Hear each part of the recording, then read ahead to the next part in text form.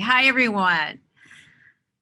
Thank you for joining us. Today we're in an MBUS live art talk with Miami-based artist Chire Regans. I am Colette Mello, and my pronouns are she, her, and hers. I'd like to give a special thank you to the City of Miami Beach Department of Tourism and Office of Cultural Affairs for their continued support for FIU Miami Beach Urban Studios.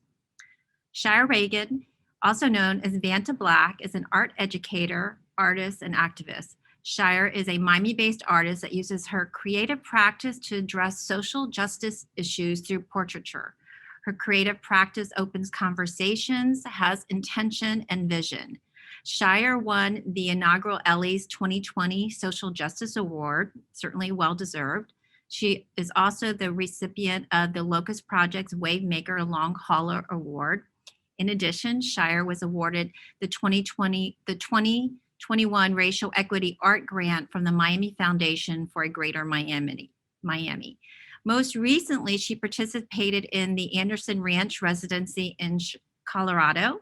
She is part of a group exhibition that is opening this coming week at Ulite Arts. And furthermore, she was part of Swan's Spoken Soul Showcase at the Adrian Arch Center a few years ago, and that's where I met Chire. Chire Regans is a graduate of Florida A&M University and a consultant at Perez Art Museum, Miami. If you have any questions or comments, please put them in the chat below, and I will give these questions to Chire at the end of her presentation if time permits. Now, it gives me great pleasure to introduce you to Chire Regans. Thank you, Chire, for joining us today. Thank you, Colette, for having me. So I'm going to start with a presentation, and give me a second while I pull it up.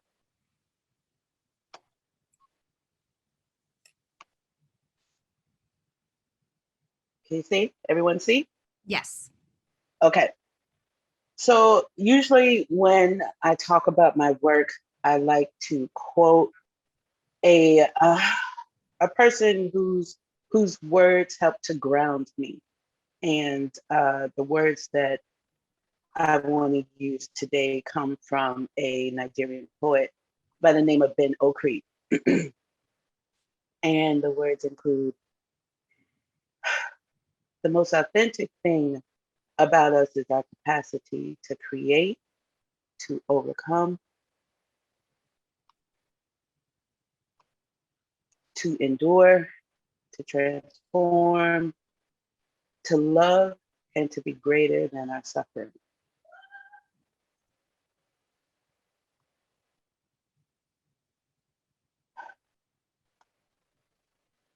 And next I want to go to it's about a 2-minute video that was used after I won the Ulite Social Justice Award last year. It was the inaugural award, and they put together this video where I'm speaking about my work. So I'm just going to play that right now.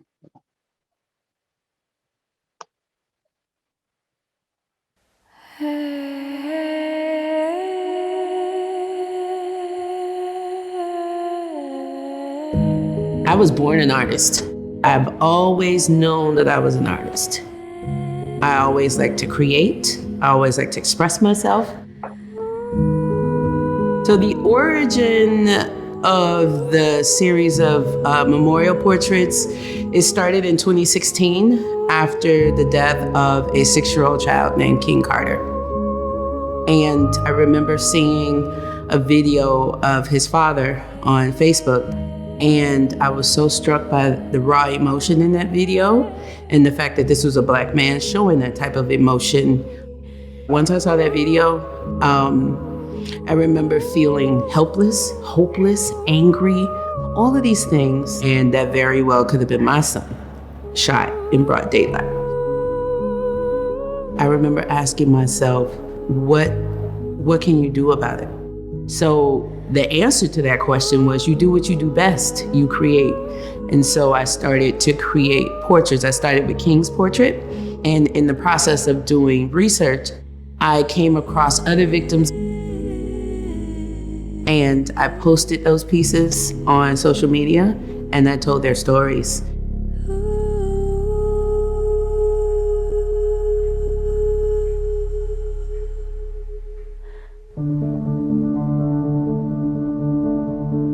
I think the biggest impact I've had is to spark a discussion and to raise awareness. I've had a lot of conversations surrounding this work with families and people close to these families. When Dennis told me about this award and the amount, I ugly cried on camera because that's just what you do. And I realized that this is confirmation that this is what I'm supposed to do.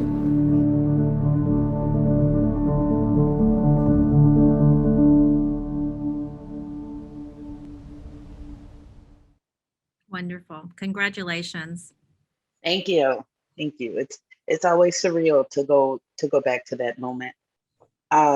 Because I found out I won that award in the middle of the pandemic. I think it was early fall last year. So it wasn't what I was expecting him to say to me, but I'm still, it's still surreal, and I'm still coming to terms with what that award means. So I wanted to show this video because I'm talking about, why I create and what motivates me to create. And they did a nice little job of putting it into 2 minutes because I can go on and on. So I wanted to show that. So in the video, I talk about a series of memorial portraits that I started in 2016. And the first of those portraits being of a baby named King Carter. Oh, wait, hold on. Sorry, my bad. So here on the left is that drawing of King Carter. And on the right is a drawing of James Reed III. He was my first personal loss due to gun violence. And I think it's really important to tell stories, real stories. And I use my work to do that because if I'm not saying something or talking about something relevant or important, I think it's almost like the talent is wasted. Like, what am I trying to say if I'm not trying to say something important? So I try to be as truthful as I can in my work, and I try to tell my story also in my work because I can't just tell the stories of other people. I have to tell my own story also. So that's why I chose to position these two images next to one another. And Shire, when did you do these first portraits? So the portrait of King on the left was done in 2016. He lost his life in 2016, and I was just so moved and so struck by what happened to him because my son, was the same age at the time. So, as an artist, if you can't express yourself verbally, you go to your craft. And so that's what I did. I was like, let me speak through this work and respond to what's happening through the work. And so that piece was done. That drawing was done in 2016. And then I did the drawing of James.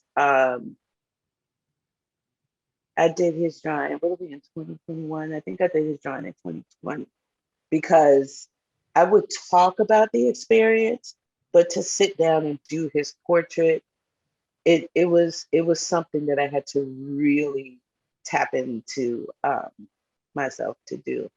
And his portrait was done later, but he lost his life in 1996. And he was a personal friend or family member? He was a personal friend of mine. I'm so sorry. He was my first boyfriend. And we met in high school and at New World. And even as a teenager, you would think that, this wouldn't be something that you experience as a teenager. And his funeral was full of teenagers. So we all had to deal with this at a young age. And it's something that we still deal with. And so this was one occurrence when I was a teenager. And today, this is a regular occurrence for a lot of youth. So I kind of understand what that feels like. And I put that into the work as I create, like what I think about this person, what I know about this person. And I try to create with intention. And these next two images are my two cousins. On the left is my cousin Patrick, and on the right is my cousin Daryl. They also lost their life to gun violence back in St. Louis. So I wanted to tell their stories also, because it's not just a local thing, it's something that people are experiencing throughout the country. So I wanted to bring that part of the dialogue in also. So I did these two pieces in 2019.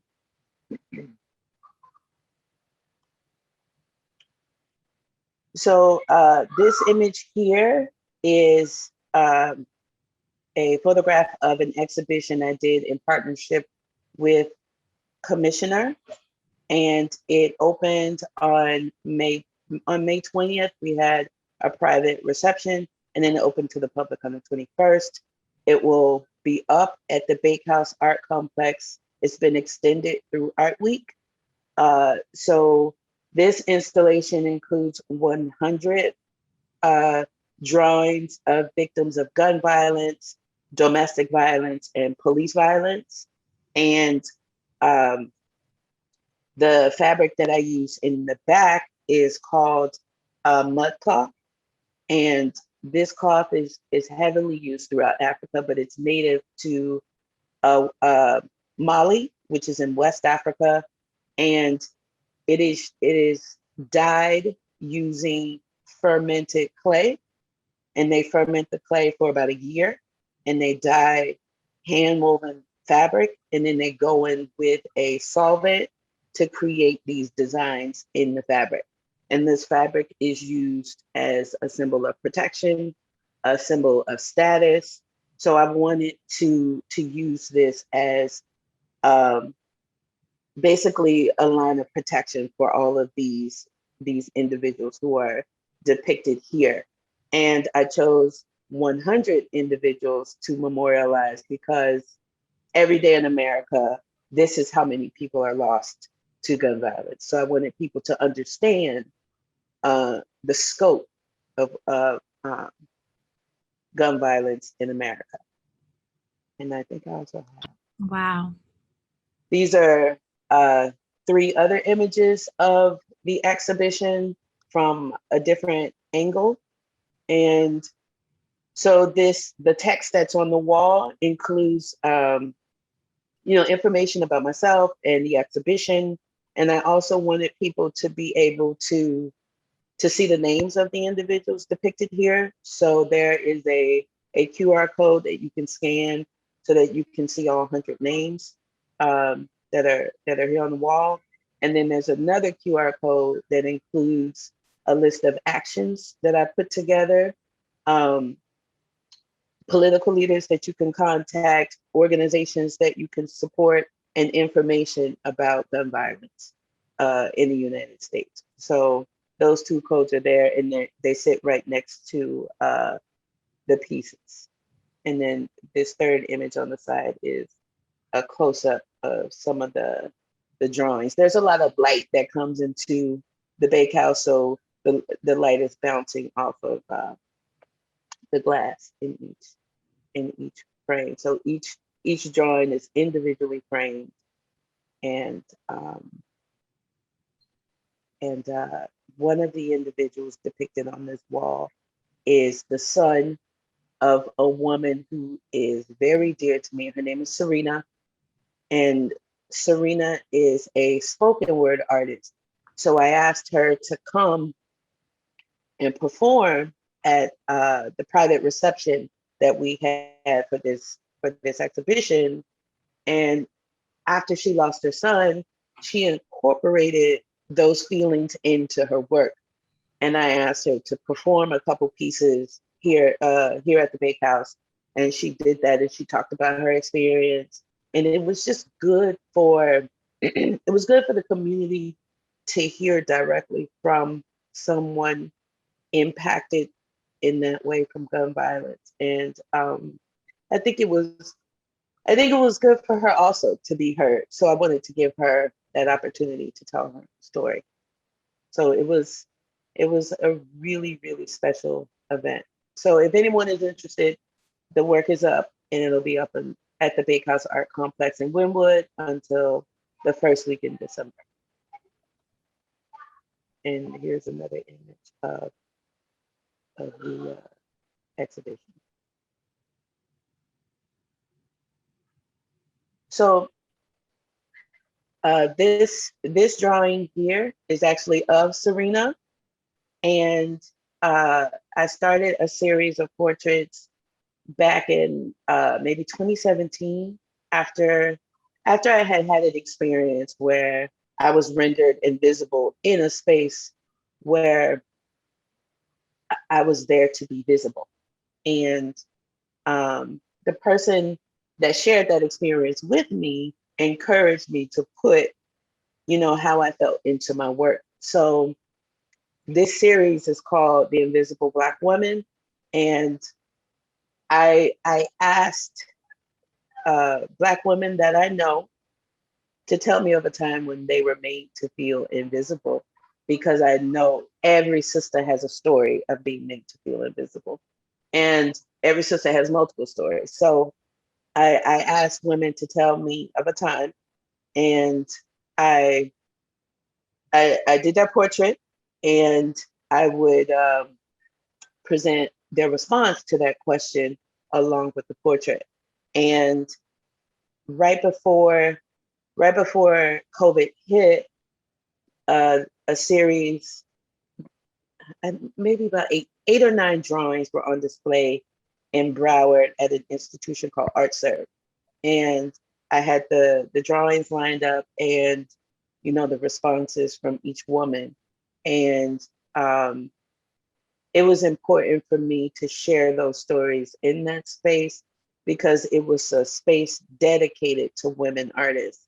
And I really appreciated just the engagement from the people coming into that space, and the responses from other people who were made to feel invisible at different times. And I think there's a certain amount of trust involved when you are telling people stories. And I'm just thankful that these women were willing to trust me with these stories. Powerful. And here are two images from that exhibition.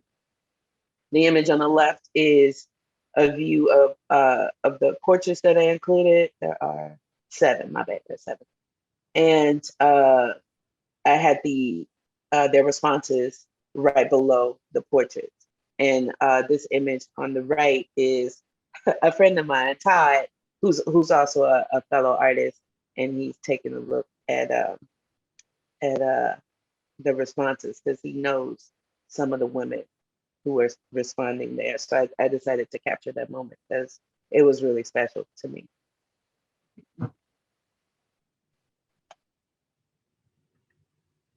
So alongside of my work as a visual artist and a parent, I'm also an educator. And I was an educator at the Perez Art Museum for about four years as a teaching artist. And I came into that position as a facilitator within this program called Art Detectives. And the mission of Art Detectives was to facilitate a dialogue between youth and law enforcement, and to do that through dialogue and creation of contemporary art. And this image on the right is one of our sessions that we had at the museum. And it's an art making session, obviously. And then, we worked with Miami-Dade Police and the city of Miami, Breakthrough Miami, and the Miami chapter of the Links Incorporated. And it was a really, really insightful program. I learned a lot about myself. I learned a lot about, my feelings about law enforcement and my need to protect our youth from negative interactions with law enforcement.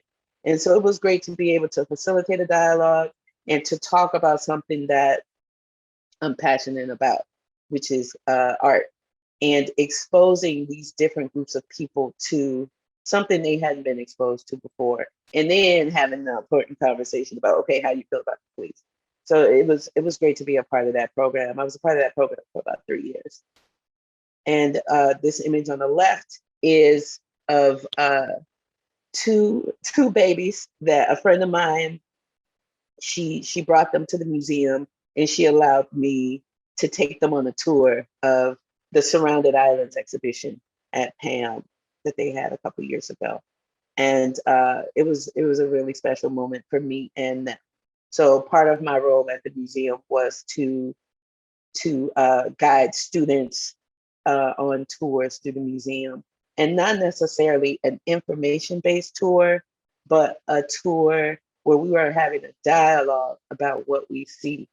And so this is a snapshot of these babies touching the fabric that was actually used in to surround the islands, that Cristo used to surround the islands. Also, a couple years ago, I think it was in 2019, I was a resident artist with Project Art. And Project Art, the goal of Project Art is to provide free art classes to students and to use public libraries as the space. So I was in Overtown at the Comer Overtown Library, and these are some of the students that I had, and I taught art classes 3 times a week for an entire school year, and that culminated in a student exhibition and a resident artist exhibition. So this is a photograph of some of my babies. They look like they love you. I love them. I love them. This is a really special 9 months, because I chose that library because I knew this area was underserved, and I wanted to come in there and serve the babies. So we learned a lot about each other, and it was great. Project Art is dope. And here are 2 more images from that residency. The image on the left is some of my students in front of the library. The Comer Overtown Library is actually covered in a mural by Overtown artist Purvis Young.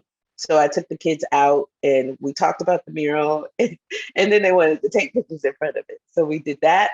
And then this image on the right is we were having a critique, and they were holding up some of their work. So it's taking me back. That was I a love really that beautiful image of them in front of the Purvis. Yeah.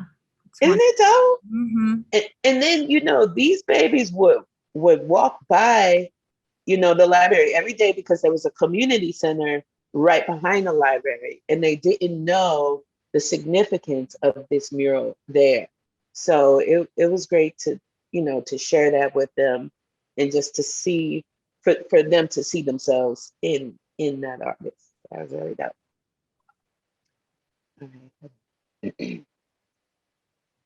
All right, so this image is of the before of a mural that I did last year. And this mural is on the back side of the Bakehouse Art Complex.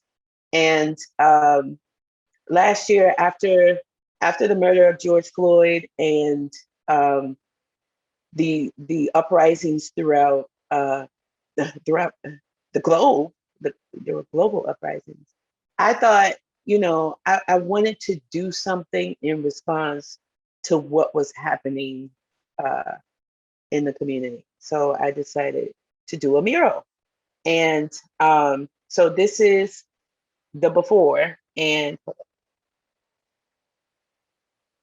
this is an image of after we had covered the wall. And I titled this mural "Say Their Names," and I included the Spanish and Creole translation of "Say Their Names" because I wanted to speak directly to Miami. And so I designed this text and I had it installed on the building. And then I decided that I wanted to hand stencil and hand paint names of victims of gun violence, domestic violence, and police violence. And here are two images of, we were further along in the process in these two images. So this mural includes 547 names. I hand stenciled each name, but I had a group of volunteers to come and paint in the names. And it started as a small group of friends who believed in this project and who wanted to be a part of it. And over the course of the completion of this mural, because it took 6 months to complete. We started in July of last year. Over the course of the 6 months, people would come by, people would reach out to me, and they would want to take part in the completion of this project. And then I had people come by and share names with me and share stories of their relatives that they lost. So I would put that person's name on the wall, and families would want to take part in completion of that name. So it became a community effort, and I learned a lot about just the people in the area, and I learned a lot about myself and my fellow artists, because typically, when I create, I do it at home in a very controlled environment. But here, I was outside in public, and people would often come up and have dialogues. There were people who traveled to come talk about this work and want to contribute to this work. So it was life-changing. So these two images are of two of my project art babies. They came out, their mother brought them out to visit the mural after we completed it. And she talked to them about what it meant. And their mother sent me these images, Naomi and Genesis. Two of my project art babies. And here on this image on the left is I would see these two people every day because they work for the city. So they would drive by every day and wave. They would bring me water. And, they watched the progression of the mural. And this image on the right is of a local artist named Ariel. And I met Ariel because he walked up and he was like, "What you doing, girl?" And I explained to him the project. And he shared with me how he had been impacted by gun violence. He's actually working on his cousin's name there. His cousin's name was Julian. And so we included Julian's name on the wall, and he wanted to fill in Julian's name. And then Ariel started to come back and help with the mural because he really believed in the work and what it did for him to kind of process what happened. I think it helped people process their loss to participate in this project. And this image on the left is these two brothers that were walking by. And, as I was working on the wall, I would see people walk by and I would watch them stop and engage with, the names on the wall. So I saw them pointing to names. So I walked down to talk to them. And then we had a conversation about the people that they knew and that they had lost. And so this is what we're talking about here. And this image on the right is of a dear friend of mine named Megan, and Megan Hopson. And Megan Hopson is an activist and a survivor of gun violence. And Megan was out there every day working on this mural. And I'm just really, really thankful that she participated. What's up, Megan? I know she's watching.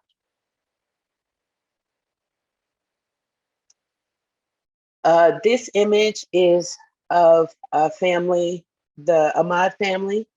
And this is after we had the unveiling of this mural. And they all came out to watch the unveiling, because during the unveiling, me and Megan, we actually read all 547 names. And I had a friend of mine, Lonnie Johnson, do a site-specific performance in the space. So this is the Ahmad family. 8 members of the Ahmad family actually came out to work on the mural and to talk about their loss. 4 of their family members, their names are on this wall. You can kind of see in the second row from the top, it says Rabia Ahmad, Aja Ahmad, Layla Dawson, and Camille Dawson. So those are their family members who are memorialized here. So they came out to participate in the unveiling. It was really, really special. And here on the left is this baby is the nephew of one of the victims from the Pulse shooting. And I included the 49 victims of the Pulse shooting. Their names are there. And so the family came out to fill in names of people who were lost because their family couldn't come down and do it. So they filled in some of the names of the victims from Pulse. And I thought that this was a really beautiful moment that Megan captured here, this baby touching George Floyd's name. And on the right is a family member of Joel Acevedo. He came by and he just wanted to show his gratitude for his loved one being memorialized there. This image here is the end of the wall. This mural stretches from one city street to the next street, and it's about 200 feet. And instead of stopping here at the edge of the building, the names come around the building because I wanted people to understand that this is a continual problem. It doesn't stop at a specific point.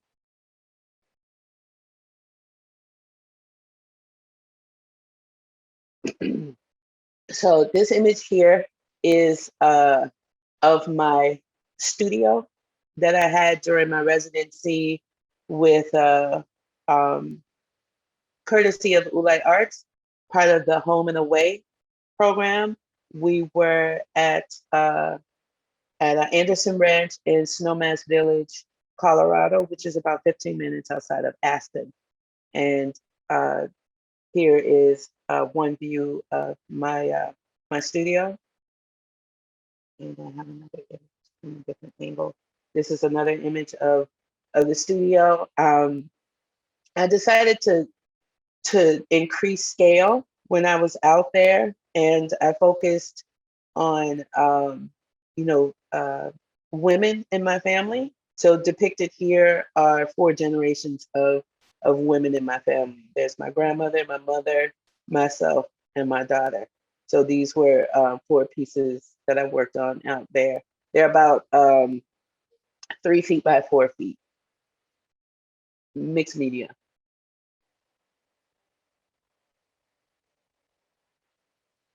So next is a short clip of the unveiling of the Say Their Names mural. We did the unveiling during Art Week last year, and the performer, who's one of my best friends, she set up an altar, and Megan and I sat and we read each name. And while we were reading the names, she was performing around the space. And we were outdoors, obviously, and there were a lot of family members that came to share in this moment. So this is a clip of her performance.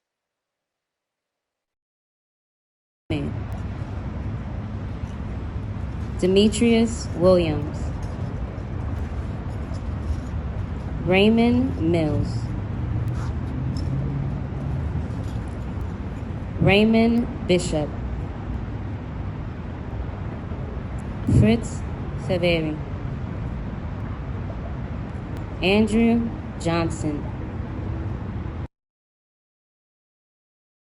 The actual performance and the reading of the names, I think it was about 2 hours, and it was really, really special and powerful because everyone that was there was transfixed the entire time. So the perspective that I had, I was facing the audience, and just to see them all just so engaged and listening and taking in the moment was really, really special for me.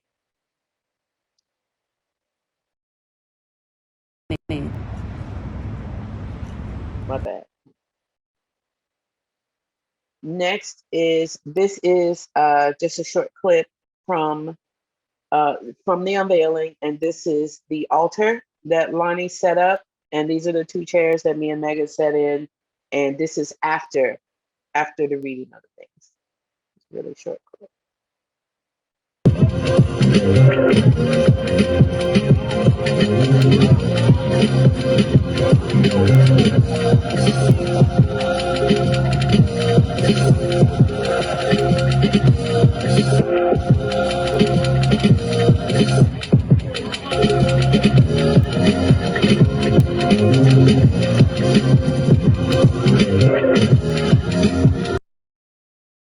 So after we read the names, I had a table set up with a wide range of flowers because I wanted us to leave these flowers there. And by the end, the entire wall was lined with flowers of, people paying their respects to the lives lost there and just saying thank you. And it was a really, really beautiful moment. I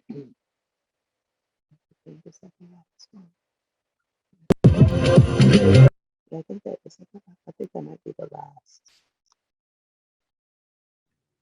Oh no, this last clip here, I believe, is of the entire wall. Well, as much as I could capture.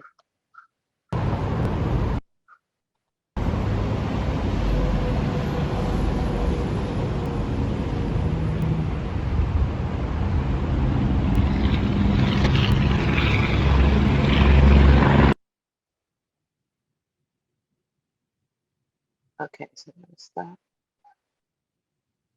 Thank you, Chire. That is, your work is so powerful and moving. And I remember when I met you the first time, I think it was at Swan at the Adrian Arch Center is where I first was exposed to your work. And I just remember being so moved by it. And your work has a healing, cathartic. Has anyone told you that before? Yeah, and that's part of the intent. I'm really thankful that there's a process there, because that's the intention, not just to thrust grief and trauma into someone's face, but to tell the truth, and then we can decide how do we deal with this, how do we move on, how do we learn all of the things that come after. Yes, and I want to open it up for questions. If anyone has a question, please put it in the chat box, and I will post it to Chire. But I do have a question here.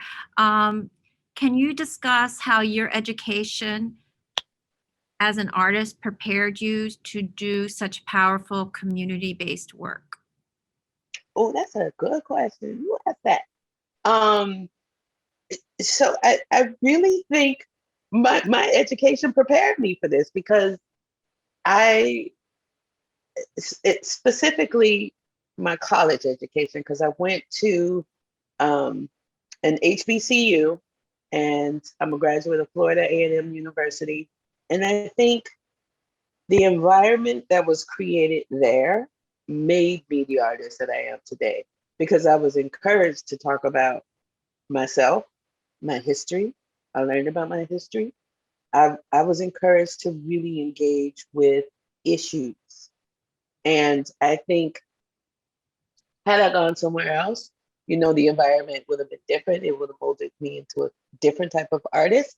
So I'm really thankful that I was able to explore real issues there, valid issues there, because it's not something that a lot of artists are encouraged to do at institutions.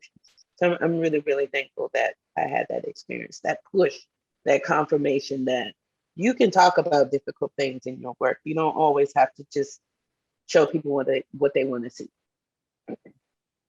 Yes.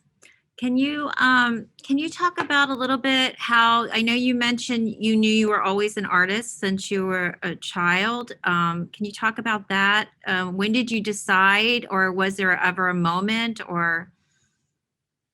Uh, I, I haven't wanted to be anything else. I think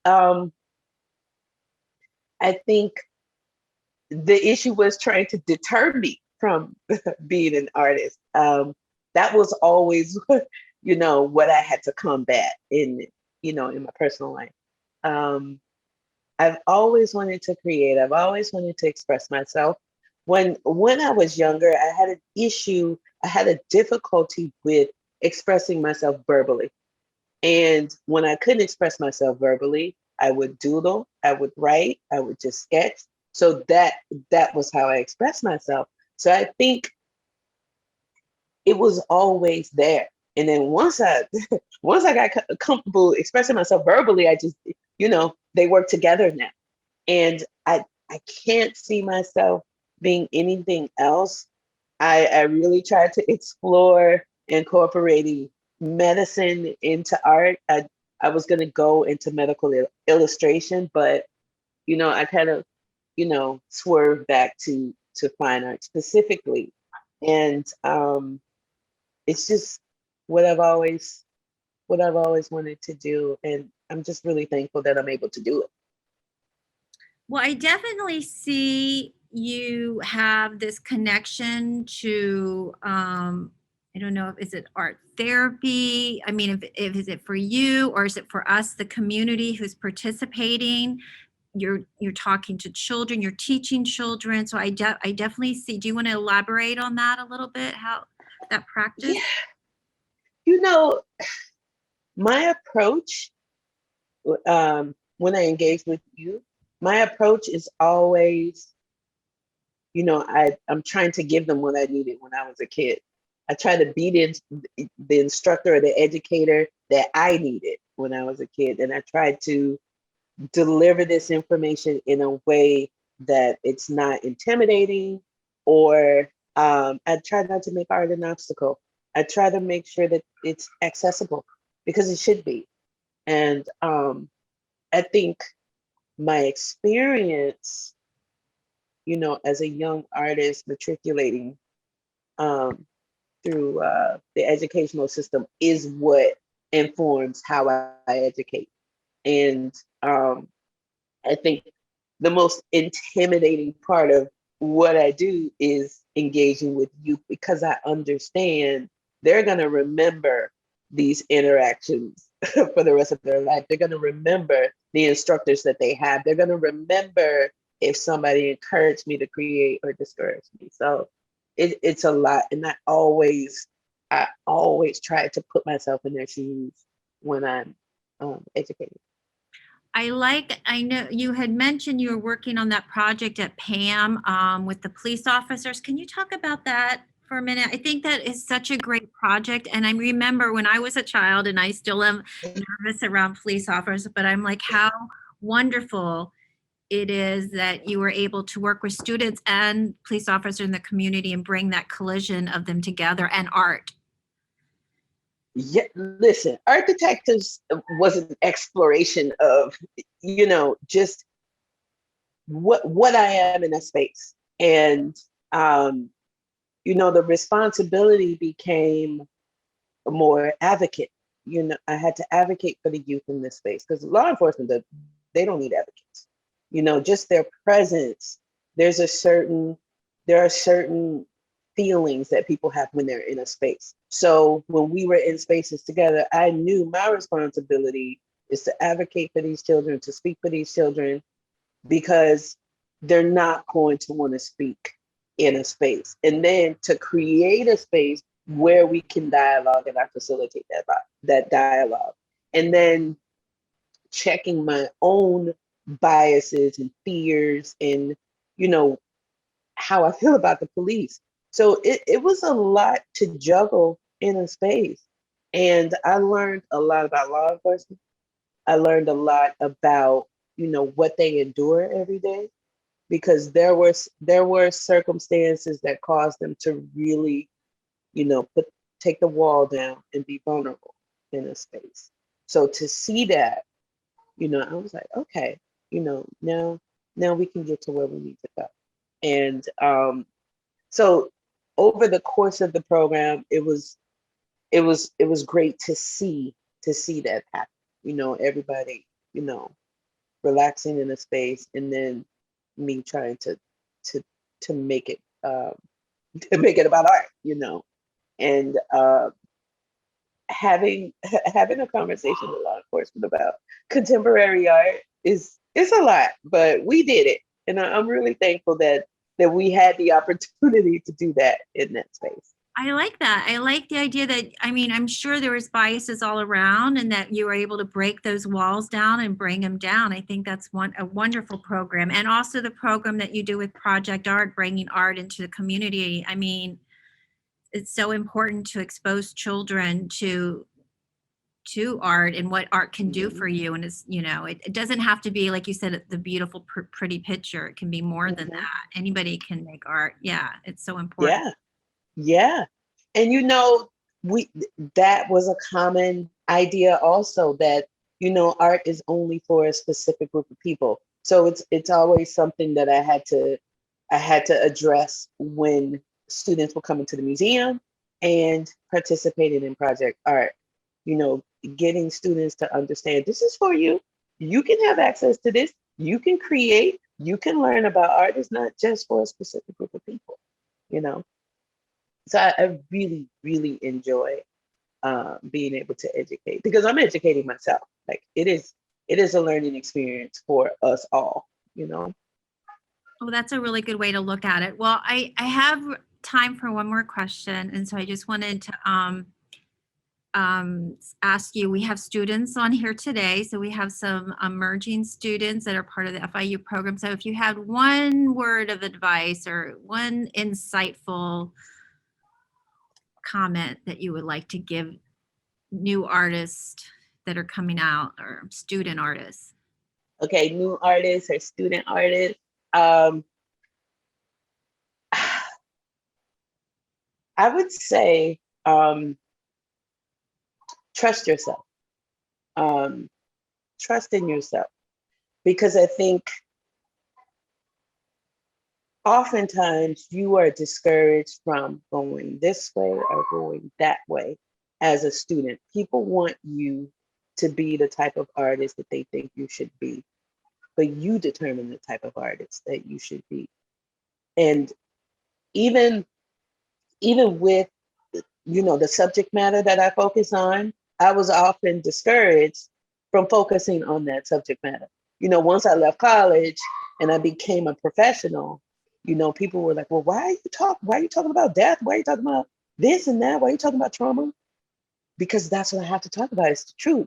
So I think you're very vulnerable as a student artist to be pushed in a direction that you're not necessarily comfortable in. So I think you should really trust your instincts. And if you feel like talking about a specific thing, working in a specific medium, or going down a specific path is what you want to do that. Do it, because it's better to trust your gut and then realize later that you can shift, as opposed to having regret, regretting that you didn't pursue something this way because you were encouraged to pursue it that way. I hope that makes sense. That's really good advice. It's great advice. Trust yourself. Yes. Mm-hmm. And I have just a couple more comments. Just wow, amazing. Thank you so much for the presentation. Your work is very powerful. It was great to talk to you. And I have to say, when you talk about your relationship with children and educate, your face just lights up. So you're a true educator. I can tell you love what you do. Your work is amazing. I encourage everyone to go to the Bake House. How long is that up? Talk about, you have a couple more exhibits coming up, if you don't mind, just quickly. Oh yeah. So the mural is up forever. It'll be up until the building comes down. And I there are ideas about how to renovate that building, but I think that wall is going to stay there. The Reflection of the Times will be up until Art Week. It's been extended until Art Week. I have a group exhibition at Oolite that opens on the 21st. And later on in the year, I'm in a group exhibition at Art and Culture Center in Hollywood. Wow, you've been very busy. You don't take a break. So busy. Yep. I need a break. Well, thank you, Chire. It was so great to talk to you. I'm going to ask everyone if you'd like to unmute and just say hi to Chire. Applause, virtual applause. Again, thank you so much. Great talking to you. And thank you all for joining us, and have a fabulous week.